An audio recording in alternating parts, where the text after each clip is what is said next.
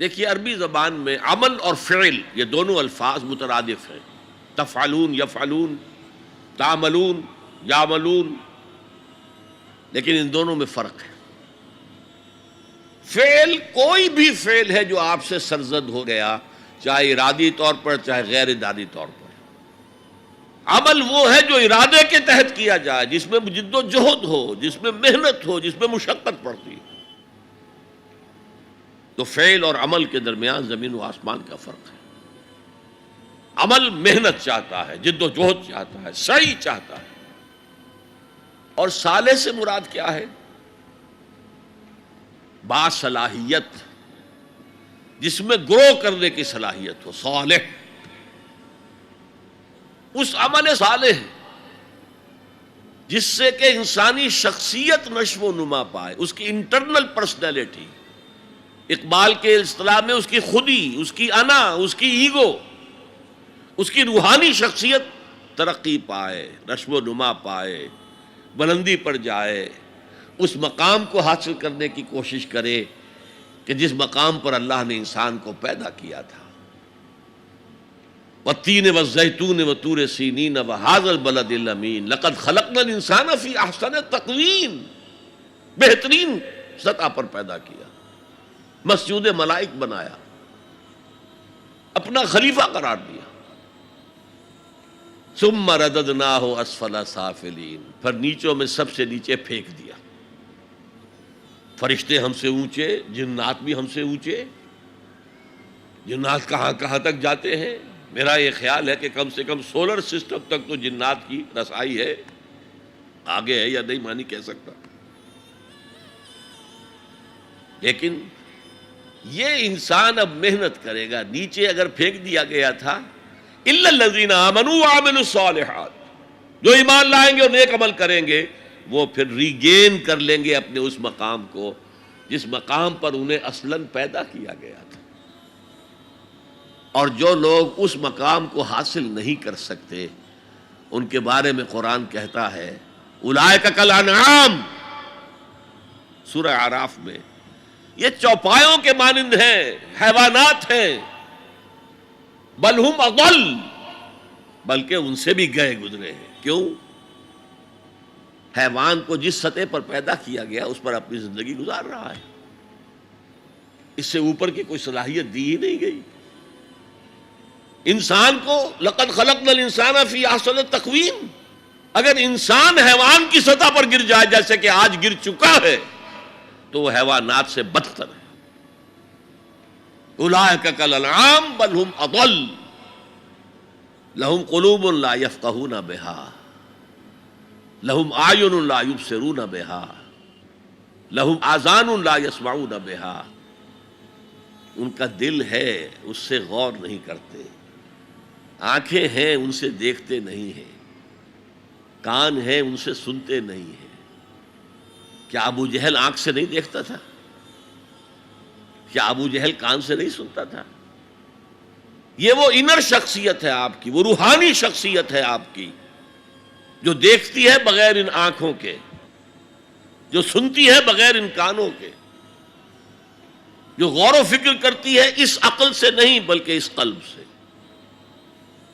تو اللہ نے تو سب کچھ دیا تھا، ہر ایک میں وہ روح پھونکی ہوئی ہے، لیکن یہ لوگ اپنی اس روح سے بیگانہ ہو گئے ہیں، بھول گئے ہیں کہ ہمارے اندر کوئی ڈیوائن ایلیمنٹ بھی ہے۔ ڈیوائن سپارک، یہ لفظ جو ہے مغربی فلسفے میں استعمال ہوتا ہے، ڈیوائن سپارک، ایک شعلہ ملکوتی ہمارے اندر ہے، انہوں نے بھی دیکھا ہے۔ لیکن آج کا انسان خاص طور پر ڈارون کے نظریے کے پھیلاؤ کی وجہ سے، یہ نظریہ بایولوجی کے میدان کا نظریہ تھا اور بایولوجی کے میدان میں اسے تقریباً ریجیکٹ کیا جا چکا ہے،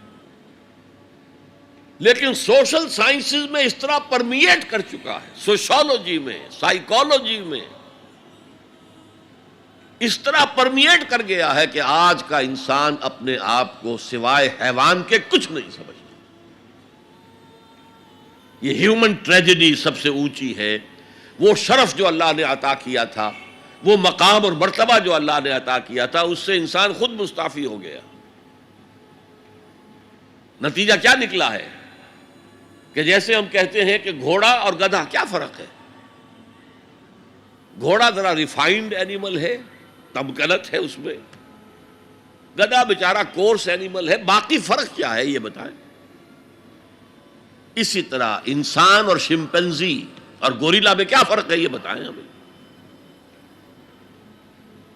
عمل صالح جو ہے وہ اس لیے ہے، اور یہ بھی نوٹ کر لیجئے، جب یہ سورت اتری تو عمل صالح سے کیا مراد تھا؟ شریعت تو ابھی نازل ہی نہیں ہوئی،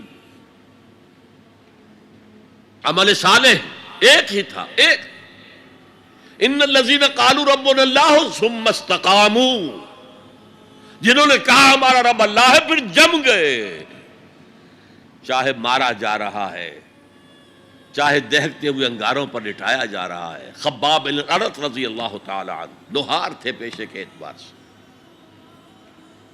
بلایا گیا، حضور پر ایمان لے آئے تھے، انگارے زمین پر بچھا دیے گئے، دہکتے ہوئے انگارے، کہا اتارو کرتا، اتار دیا، لیٹ جاؤ، لیٹ گئے انگاروں کے اوپر، اس لیے کہ حضور کا حکم یہ تھا چاہے تمہارے ٹکڑے کر دیں، چاہے تمہیں بھون دیں، تم نے کوئی جوابی کارروائی نہیں کرنی، کفو ایدیکم، اپنے ہاتھ بندے رکھو۔ قرآن میں تو یہ کہیں جا کر سورہ نساء میں حکم آیا ہے، میں حکم تھا کہ اپنے ہاتھ روکے رکھو، مکے میں یہ حکم حضور نے، لہذا لیٹ گئے، پیٹھ کی کھال جلی، چربی پگھلی، اس سے وہ انگارے ٹھنڈے ہوئے۔ ان الذین قالوا ربنا اللہ ثم استقاموا، پھر جم گئے۔ یا صرف ایک عبادت دی گئی تھی، راتوں کو کھڑے رہا کرو، یا ایھا المزمل قم اللیل الا قلیلا نصفہ او انقص منہ قلیلا او زد علیہ ورتل القرآن ترتیلا۔ اے کمبل میں لپٹ کر لیٹنے والے صلی اللہ علیہ وسلم، کھڑے رہا کرو رات کو سوائے تھوڑے سے حصے کے، نصفہ آدھی رات، اب انقص منہ قلیلا، یا اس میں سے کچھ کم کر لو تو ایک تہائی رات، اور زد علیہ، یا آدھی رات پر اور اضافہ کرو تو دو تہائی رات، اور قرآن پڑھتے رہو پڑھتے رہو پڑھتے رہو پڑھتے رہو۔ حالانکہ قرآن کتنا نازل ہوا تھا ابھی؟ کیا یہ 30 پارے موجود تھے؟ جو چند آیتیں اتری ہیں، repeat and repeat and repeat and repeat, hammer them down,